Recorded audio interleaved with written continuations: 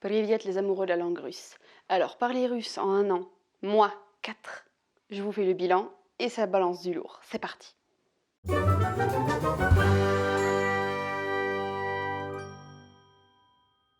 Avant de commencer, je voudrais vous inviter à 2 choses.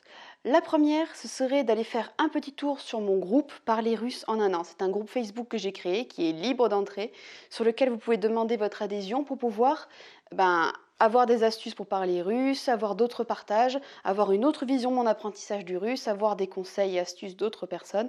Voilà, je vous mets le lien ici, plutôt ici. Voilà, ici, ou dans la barre d'infos pour que vous puissiez vous inscrire. La deuxième chose, c'est que si vous êtes débutant en russe, vous avez forcément besoin de diverses ressources, des films, des livres, des PDF, voilà, pour vous aider à apprendre le russe, surtout si vous le faites tout seul.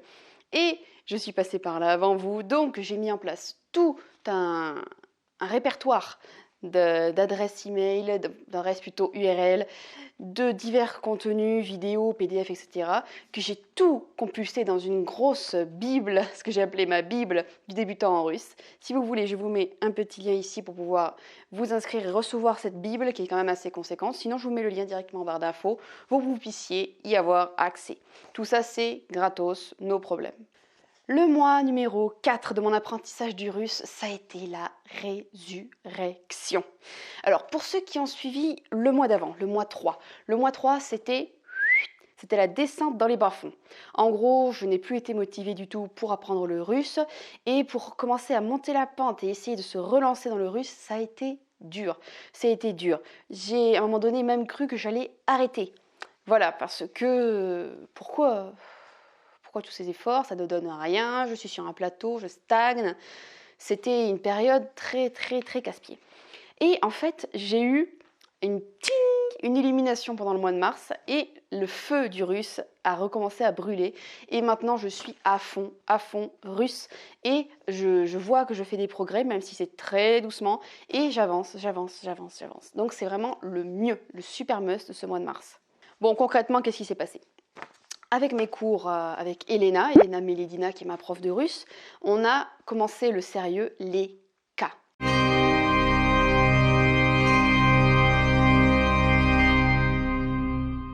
Les cas russes. Actuellement, j'ai noté que j'en avais à peu près 3 à mon actif, le locatif, le nominatif et le génitif, il me semble. Si je me trompe, Elena, si tu passes par là, mets-le dans les commentaires. Voilà.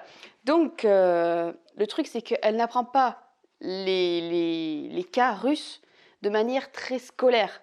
Donc d'abord elle donne l'exemple, elle me fait pratiquer, etc. Et après elle m'explique.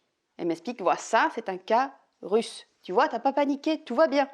Voilà, ça sert à ça, ça sert à ça, ça sert à ça. Retiens ça, ça et ça. Ok. Et en fait, comme ça, j'ai réussi à intégrer au moins 2 cas sans que ça fasse mal. Donc si c'est comme ça pour tous les autres, je suis contente. Donc je dédramatise les cas russes et ça va vraiment bien. Or, autre petit point, mais pour ceux qui me suivent plus ou moins au quotidien sur le groupe de Russes ou ici sur la chaîne, bien sûr, j'ai continué à regarder des séries russes, ma série chouchou, Kournia, je continue à regarder, je continue à bien écouter. Elle m'aide vraiment à prendre conscience de mon avancée dans la langue russe, mais aussi à prendre conscience des divers mots qui peuvent être utilisés. Voilà, c'est vraiment une aide très précieuse, les séries. Quel que soit le type de série, de podcast ou d'émission radio que vous aimez écouter, vraiment faites-le tous les jours. Ça donne des résultats de fou. Même si vous ne le faites que passivement, ça donne des résultats et sans vous prendre de l'énergie ou vous prendre la tête. Ah, ça a été le mois où je me suis remis dans les révisions. En fait, pour vraiment comprendre les cas et maîtriser les cas, il faut maîtriser le masculin, le féminin, le neutre et les types mous et les types durs. Voilà, à partir du moment où vous avez ça, vous roulez déjà beaucoup mieux. Donc ça, c'est vraiment la chose que je me suis enfoncée comme il faut dans le crâne pendant tout le mois. Féminin, masculin, neutre, type mou, type dur. Voilà, ça, c'est la base de tout. Bon, après, bien sûr, dans la voiture, j'écoute toujours des podcasts. C'est toujours la même chose. Bon, c'est plutôt une écoute passive, parce que sinon, c'est trop dangereux de conduire comme ça. Mais voilà. Donc, les podcasts, ça reste aussi un truc que j'utilise dans mon quotidien. Chose que je ne fais pas, que j'ai dit que je ferais, mais que je ne fais pas, c'est que je suis censée parler tous les jours avec des natifs. Et j'ose pas. Voilà. Comme ça, vous le saurez. J'ose pas faire l'effort de prendre mon portable, d'aller sur l'application Tandem ou une autre application et de commencer à lancer la conversation avec un ou une russe native. Voilà, donc ça, il faut que je le fasse et c'est dur. Ah, les anecdotes du mois, je vous les ai toutes notées au fur et à mesure dans le portable et il y en a quelques-unes qui sont pas trop mal. Alors, la première que j'ai notée, c'est que je confonds la lettre P, donc pour nous les Français, le P français, et la lettre R, R russe qui ressemble à un P. En fait, je me suis tellement mis cette lettre dans la tête en me disant c'est un R, c'est un R, c'est un R, c'est un R, que quand je lis du français, il m'arrive parfois quand je suis fatiguée de confondre le P et le R. Mais pour le français uniquement. Donc quand je suis fatiguée, ça m'arrive de confondre certaines lettres. Mais ça, je vous en parlerai dans une autre vidéo. Et vraiment, les lettres que je confonds, ça peut être parfois très très amusant. Ah, un autre truc que j'ai vu mais qui était vraiment très mignon, si j'arrive à vous attraper le son, ce sera à craquer. En fait, je me suis aperçue que mon bébé, comme beaucoup d'autres de mes neveux et nièces avant, mais j'avais jamais remarqué. En fait, elle fait des vocalises, elle a 1 an, elle fait des vocalises. Et elle en a une qu'elle sortait beaucoup, maintenant beaucoup moins malheureusement pour moi, c'était la vocalise datn, gatn. Alors avant que j'apprenne le russe, je croyais que c'était du datn, datn, datu, datn, daton, daton, voilà, des trucs de ce genre. Mais maintenant, je sais qu'elle va la chercher là, sa voyelle. Gatn, datn. Donc ça m'amuse énormément de voir que cet enfant, à qui on n'a jamais appris un mot de russe avant que je lui parle un petit peu, a enregistré la voyelle n. Donc en gros, comme je veux qu'elle garde, j'essaie de lui garder ces vocalises-là, mais c'est un petit peu difficile. Et ça, je vous en parlerai aussi dans une autre vidéo, comment je fais pour essayer de parler un petit peu russe à mon bébé. Voilà. Mais ça, je vous le mettrai quelque part quand elle sera faite. Le truc difficile à expliquer, mais pourtant qui est pas mal, c'est que le 18 de ce mois-ci, exactement, j'ai eu une illumination. Ne me demandez pas pourquoi. Je ne saurais pas le dire. En gros, j'ai compris, à ce moment précis, en regardant d'ailleurs cette pendule, ne me demandez pas pourquoi, j'étais là sur le canapé derrière, et je regardais cette pendule, et tout d'un coup, ça m'est arrivé, tout d'un coup, de comprendre la différence entre uminia jest, j'ai quelque chose, et ya jest, je mange. En gros, mon cerveau s'est débloqué d'un coup, et a compris la différence fondamentale qu'il y avait entre uminia jest et ya jest. Voilà. Dans ma logique de française, c'était pas évident de comprendre ça.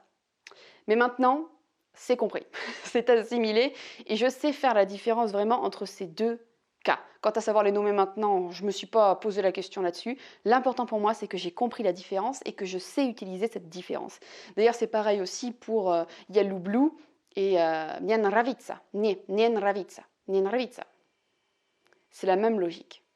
Oh là là, il serait peut-être temps après 4 mois d'essayer de vous dire quelques mots en russe pour que vous puissiez vous rendre compte de mon avancée. Et c'est là où je me dis, déjà que je n'ose pas parler à des natifs, comment est-ce que je pourrais parler ici en vidéo à des gens qui apprennent le russe et qui seront capables de me dire, par rapport à moi, t'as un niveau pourri.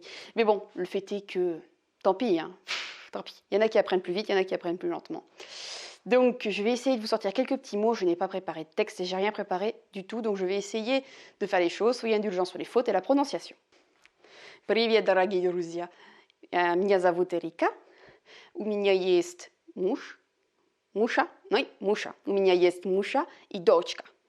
У меня есть дом. Bon, ça, je suppose que c'est normal, à peu près comme tout le monde. Я люблю яблоко, я люблю суп, я люблю говорить по-русски. Bon, je vais faire une faute. Я люблю говорю по-русски. Я хочу говорю по-русски. Я хочу говорю по-русски. Почему? Non, потому что. Потому что я хочу...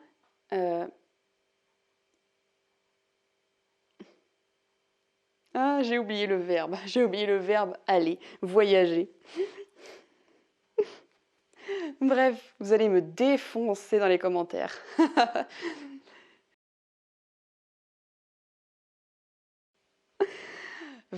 Vruskie. Bon, bref, je vous ai fait un truc vraiment à l'arrache. Mais ce qui est important pour moi, c'est que j'ai réussi à jongler avec les cas que j'ai appris. Et j'ai fait beaucoup de fautes. J'ai un vocabulaire nul, quasi nul. Mais bon, j'ai réussi à jongler. Et c'est ça qui est le plus important. Donc voilà, mis à part le stress et mis à part les trous.